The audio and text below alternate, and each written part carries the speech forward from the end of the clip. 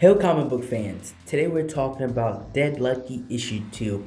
I talked about the first issue a while ago, and we're diving back in with issue 2. This character is also a part of the Massive Verse. So, with characters like Rogue Sun, Radiant Black, etc.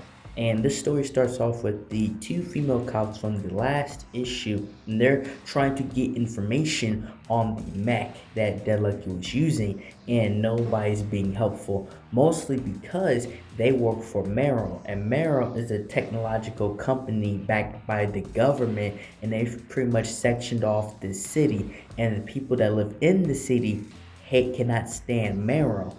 And so every time they ask a question or try to get any help, people look at them, the wrong way and are completely unhelpful. The interesting part of that is one of the cops kind of feels somewhat of the same way as the regular people, even though she works for the said company.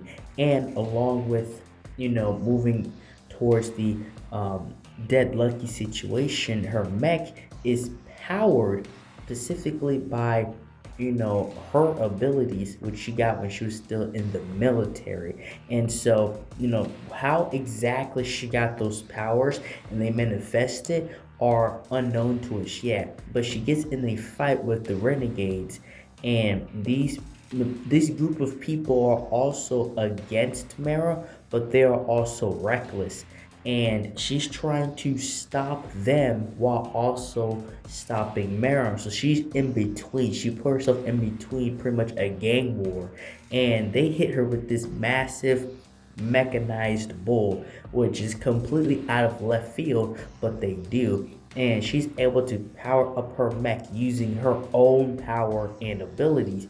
And her power, her electricity, supernatural powers, again, something happened when she was still in the military. And so she's bringing that, using that to her advantage by being a vigilante of sorts in this particular time in the city of San Francisco.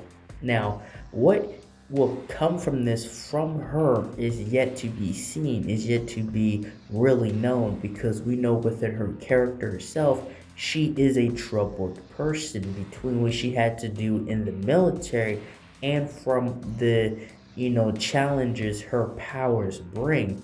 And so she's going from that while still trying to be a normal person, helping, working at her family's pretty much their food spot, and trying to just take orders and be a regular person.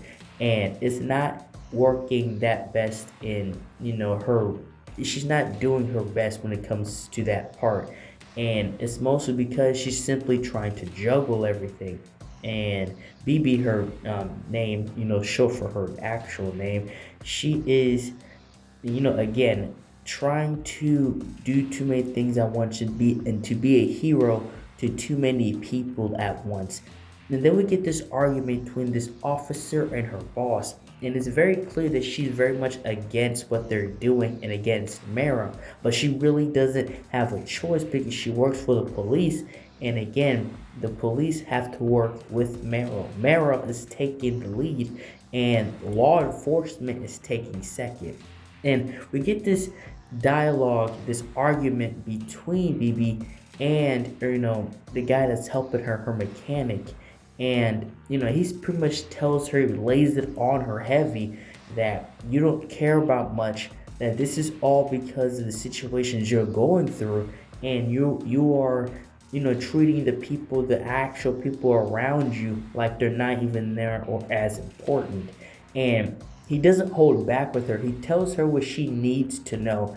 Long story short, that she's being an asshole. And he leaves her to really think about that. And this is one of the characters to where she's really having to do that character development. And we move to this with between the two officers to offer work. And the chick with like the short blonde hair, I forgot her name was, she's very weird, but she acts like she's hitting on the other chick, but then she's talking about work. She even calls it out on her, are you hitting on me or offer me a job? And she does it in this very weird way that just leaves you as the reader not trusting her, not one bit. And she actually takes her phone when she goes to the bathroom, and we will see why that happens later. And with BB, she is sitting in the rain with her mech, and she's talking to it like if it's a person, and that is because somewhat to some extent it's actually alive. And we see those two figures standing next to it because they are like in the spiritual realm there, and they are linked to that mech.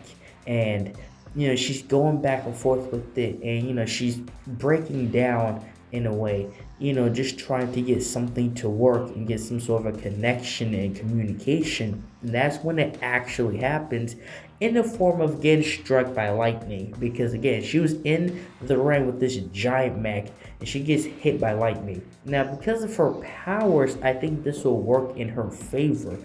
But nonetheless, she gets hit. And then now she goes back to the guy's place and pretty much admits up to her fault. She was like, I was being an asshole. I didn't listen. Let's try this again. I actually, pay attention to when you're trying to communicate and tell me something.